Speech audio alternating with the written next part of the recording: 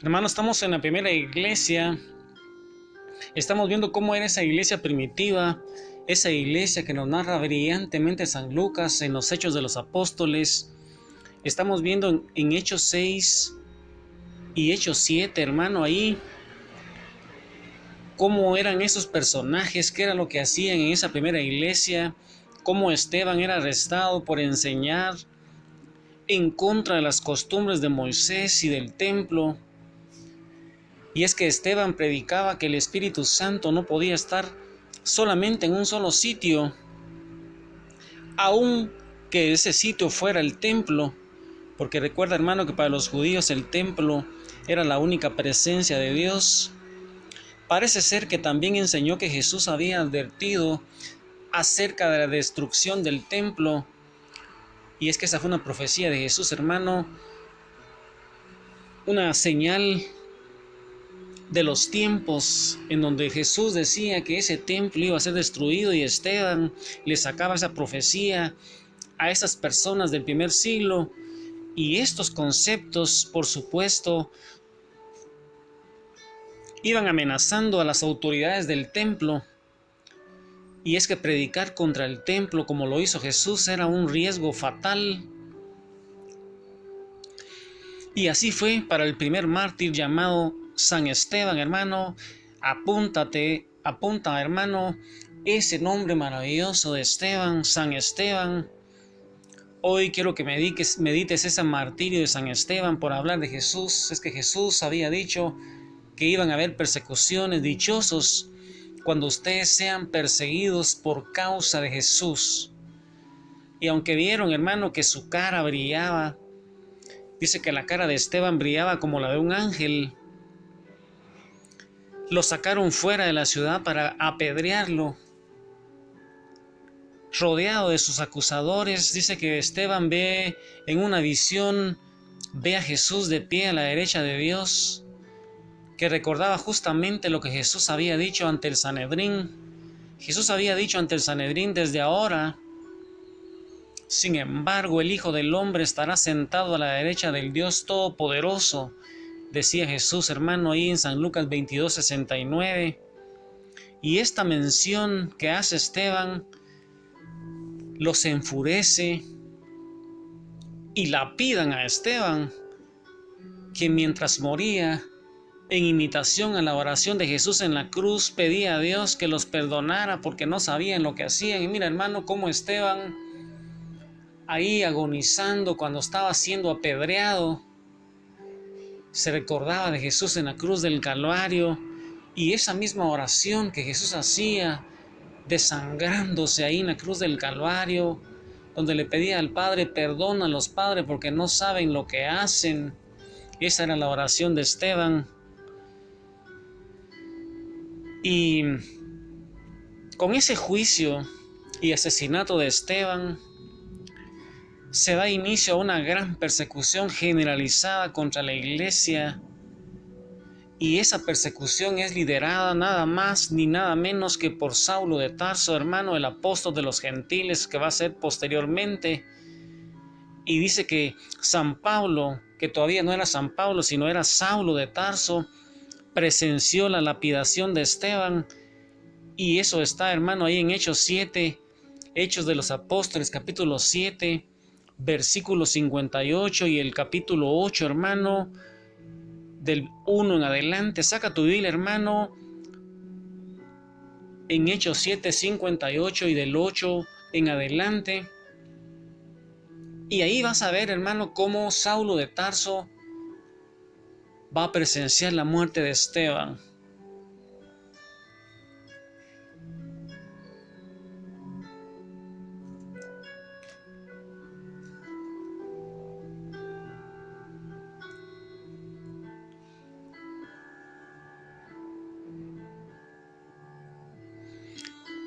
Los testigos habían dejado sus ropas a los pies de un joven llamado Saulo.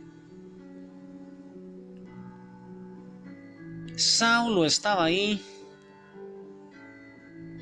y presenciaba el asesinato. Este fue el comienzo de una gran persecución contra la iglesia de Jerusalén. todos, excepto los apóstoles, se dispersaron por las regiones de Judea y Samaria. Unos hombres piadosos enterraron a Esteban e hicieron un gran duelo por él. Saulo, por su parte, trataba de destruir a la iglesia. Entraba casa por casa, hacía salir a hombres y mujeres y los metía en la cárcel.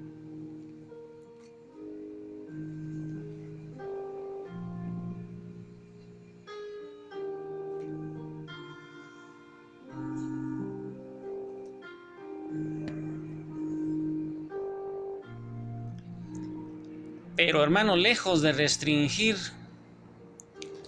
ese crecimiento de la iglesia, dice que esa persecución ayudó para que se fuera diseminando con más vehemencia, así como el viento que riega la semilla y ésta crece donde quiera que cae. Así dice que la iglesia iba creciendo a pesar de la persecución, a pesar de esos asesinatos, a pesar de esa violencia contra los primeros cristianos. La iglesia iba creciendo y creciendo. Los apóstoles se quedaban en Jerusalén, pero muchas personas, muchos hombres y mujeres se iban diseminando por todos lados, y de esa manera el cristianismo iba creciendo y creciendo, no así como ahora, hermano, que nuestra iglesia cada día tiene menos personas, y eso nos debe hacer reflexionar a nosotros a la luz del Espíritu Santo. Yo quisiera que tú, hermano, medites y hagas un análisis de tu vida apostólica, de cómo te pareces tú, hermano, a quién te pareces más de todos estos personajes, y qué es lo que la palabra de Dios va tocando a tu corazón. ¿Qué te dicen esos textos a ti, hermano? ¿Qué le contestas a Dios ahí en oración? ¿Qué le respondes? ¿Qué dice Él a tu corazón? ¿A qué te inspiran?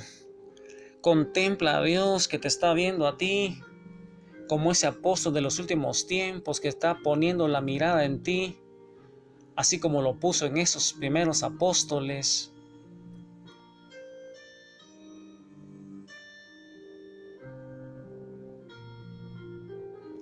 ¿A qué te va comprometiendo esas escrituras?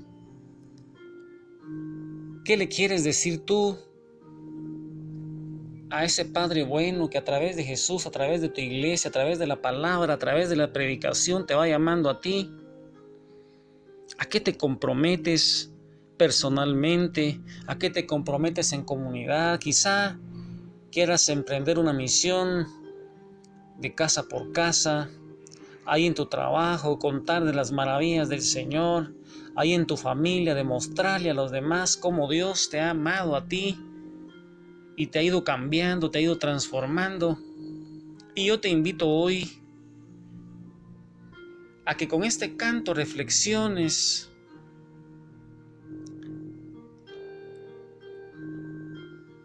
que todo es posible.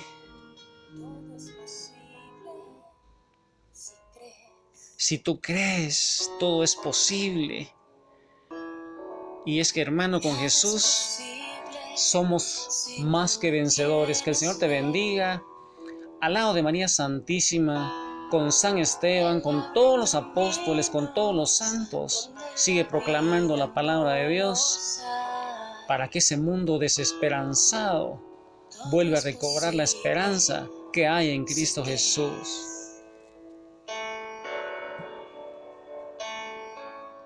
Todo es posible si crees. Nada es posible si no tienes fe. Él abre caminos donde en la vida no los hay. Todo es posible si crees.